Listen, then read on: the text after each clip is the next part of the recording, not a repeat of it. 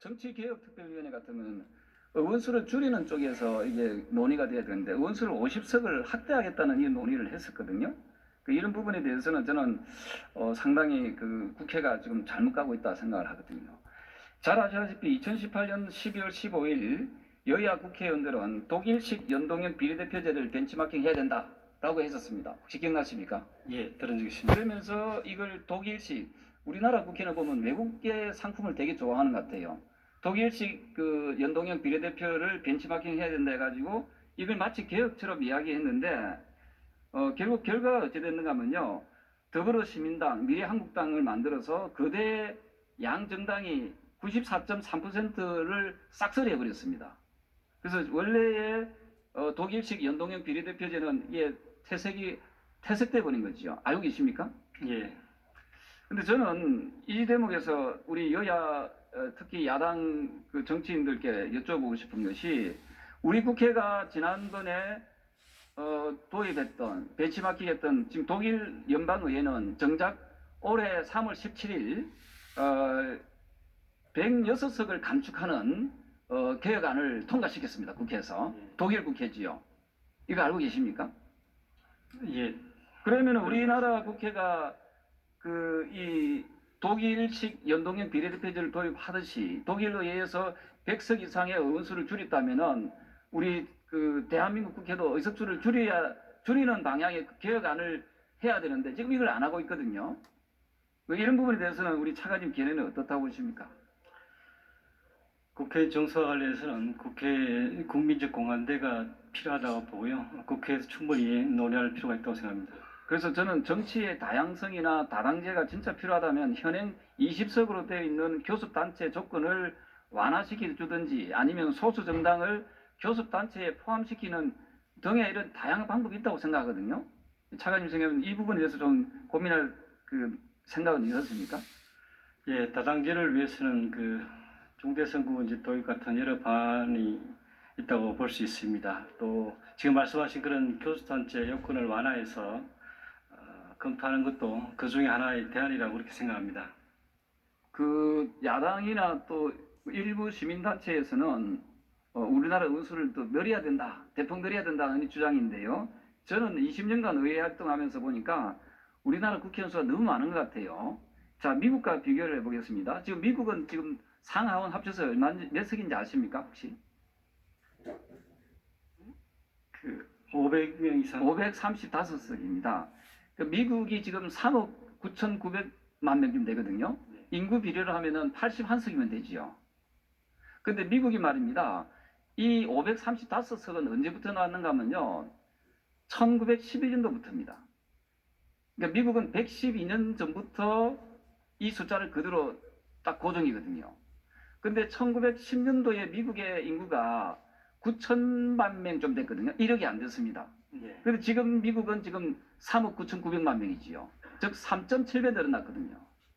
미국은 한 4배 정도 인구가 증가했지만은 의원은 한 석도 늘어나지 않았다. 이것은 굉장히 시사하는 바가 크다고 생각하는데 어떻게 생각하십니까? 예, 지금 의원님 말씀하신 1910년 이후로 아마 미국은 의원 수가 늘어나지 않는 걸 그렇게 알고 있고요.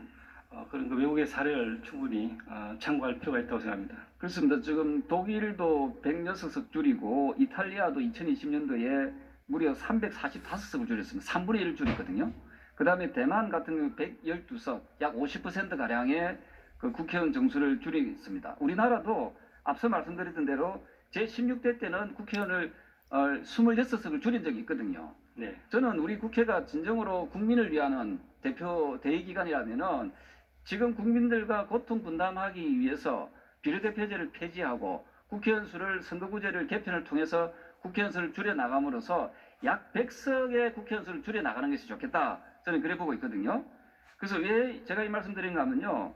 최근의 여론조사 결과를 보면은 응답자 중에서 70%가량이 국회의원 정수를 줄여야 된다 하고 있고요. 또 늘려야 한다는 응답자는 8.6%밖에 되지 않습니다. 그러면 우리가 국민을 대표하는 대표기관이라면은 당연히 국민 대다수가 지금 원하고 있는 국회의원 정수를 줄이는 방향으로 가야 되는데 지금 국회는 이걸 지금 하지 않고 있거든요. 그래서 이 부분에 대해서는 저는 상당히 좀 유감스럽다 이런 생각을 합니다. 우리나라 헌법 제41조에도 보면은 국회의원 정수는 200명 이상으로 한다 이렇게 돼 있지 않습니까? 예, 그렇습니다. 근데 이미 300명이 넘어버렸어요. 네. 그래서 저는 이게 헌법 정신에도 맞지 않다 보거든요. 그래서 저는 최근에 제가 조사를 해보니까 강남, 송파, 강서, 노원 이거는 한 지역에 그러니까 구청장이 한 명인데 국회의원 3명이잖아요. 예, 그렇습니다. 그렇지 않습니까? 예, 예. 가벌병 이런 식으로. 그리고 이렇게 기초단체장은 한 명인데 국회의원이 3명이나 되는 이런 것은 굉장히 저는 비효율적이다. 또 이거는 사실은 그 정상적이지 않다 를 보거든요. 그래서 저는 대도시의 경우에는 중대선거구제를 통해서 약 20에서 30%의 국회의원 수를 지역구 국회의원을 줄여야 된다. 물론 우리 여야 의원님들은 반발이 심하시겠지만 저는 이것이 올바른 정치개혁이라고 생각하는데 어떻게 생각하십니까? 동원 간의 그 국회의원 숫자 같은 것은 국민적 공감대라든지 국회에서 논의가 필요한 그런 상황이라고 봅니다. 그리고 비례대표에 대해서 저는 비례대표를 폐지해야 된다는 입장인데요. 원래부터 비례대표가 대한민국 국회에 있었던 건 아닙니다. 비례대표는 제6대 국회에서부터 있었거든요. 네. 알고 계시죠? 예. 그때 비례대표를 도입했던 그 취지는 바로 직능, 즉 전문성을 보완해야겠다는 그런 취지로 비례대표제를 도입했거든요. 근데 지금 보면은 6대 때부터 지금까지 국회 사무처 공무원이 말입니다. 590명에서 3033명, 3명, 무려 5배 이상 늘어났거든요. 그리고 국회 보좌진들도 350명에서 2700명, 무려 8배가 늘어났습니다. 그래서 따라서 저는 비례대표제의 원래 취지했던 전문성 도입은 이제는 많이 퇴색되었다고 생각하는데 또 지역구 국회의원님들이 다 전문가거든요. 이 중에 전문성을 다 가지고 있습니다. 따라서 저는 비례대표제를 폐지함으로써 47석을 줄일 수 있거든요. 47석을 줄이면은 약 4년간 1,500억 원 정도가 예산이 절감이 됩니다. 그래서 저는 우리 여야 국회의원들이 정말 진정으로 나라를 생각한다면은 저는 국회의원 특히 비례대표제를 폐지하고 그 1,500억 원을 청년 창업 기업으로 창업을 하는데 그 기금으로 쓰는 것이 훨씬 더 생산적이다. 저는 이렇게 보고 있는데 어떻게 생각하십니까?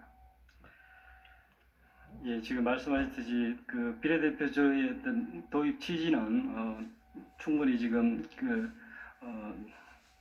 전문성을 살리면서 이렇게 효과가 있다고 보고요. 지금 말씀하신 그런 국회 내에 다른 여러 분야에서도 전문성을 향상하는 그런 제도적인 인력 보완이 있었다고 생각합니다. 19대 국회 때 보면요. 비례대표 10분 중에 8분이 지역구 출마를 갖다가 준비했었거든요. 그래서 이 지금 비례대표제가 굉장히 변칙적으로 악용되고 있다. 이런 것도 좀 정부에서 좀 알고 계시면 좋겠고요. 또 한 가지 제가 좀 정치권이 아픈 부분인데 정당국고 보조금 아시죠? 네.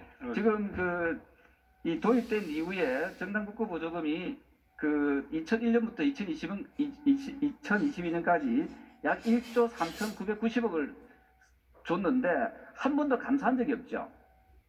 네. 다른 데는 시민단체 이런 때는 국고 보조금을 주면은 감사를 하지 않습니까? 네, 감사하다. 근데 왜 우리 국회는 왜 여기서 법에서 이게 성지처럼 되어 있습니까?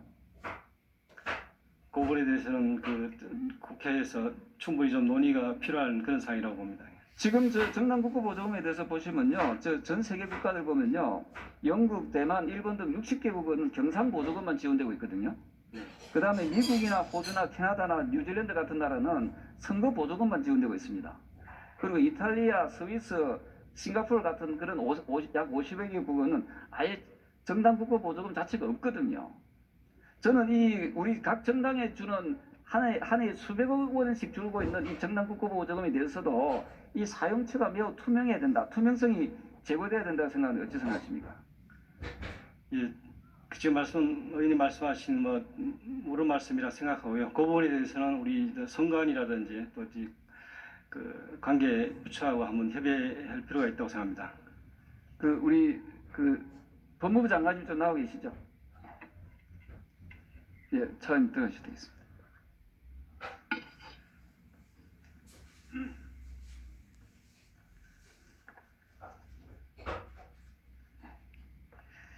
장관님 제가 조금 전에 말씀드렸던 정당 국고 보조금 있지 않습니까? 이거 예. 감사원법에는 국고 보조하는 데는 감사도 돼 있지 않습니까?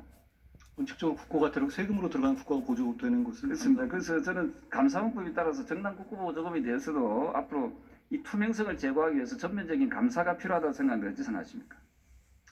제가 뭐 거기에 대해서는 깊이 아는 바가 없습니다만 세금 들어가는 곳에 대해서 어떤 방식으로든 간에 투명한 감사 절차는 있어야 한다고 생각합니다. 그래서 불투명한 만약에 그 세금 낭비라고 하면은 차라리 이 정당 국고보조금을 저는 폐지해야 된다 이런 입장이거든요. 그래서 이런 부분에 대해서도 정부에서도 잘 좀 검토해 주시길 부탁드리겠습니다. 예. 그리고 헌법 제11조 1항에 보면은 모든 국민은 법 앞에 평등하다고 되어 있지 않습니까?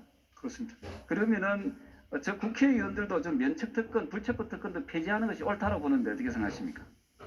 면책특권이나 불체포특권은 제한헌법 이후에 계속 있었던 조항이고요. 나름 역사적 연원이 있는 것이라고 생각합니다. 거기에 대해서 다만 이제 최근에 여러 가지 비판적 시각이 의원님 말씀하신 것 같이 있는 걸로 알고 있습니다만 잘 논의해 주실 문제 같습니다. 거기에 대해서 제가 특별히 없애야 된다, 말아야 된다 이런 말씀 드리는 건 적절치 않아 보입니다. 예, 저는 나라의 주인은 국민이라고 생각하고요. 지금 지방자치단체장이나 지방의원 그리고 교육감 등은 주민소환제가 지금 되어 있거든요.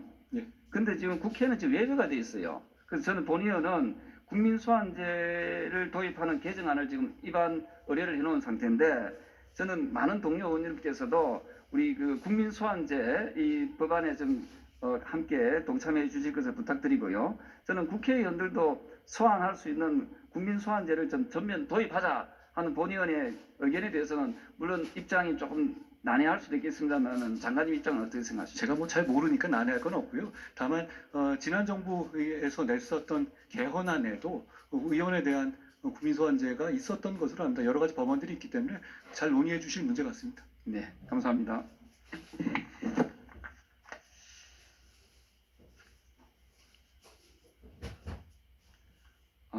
존경하는 국민 여러분, 우리 국회가 제발 정신 차릴 수 있도록 좀 더 엄중한 그 마음으로 우리 국회를 좀 꾸짖어 주시고요.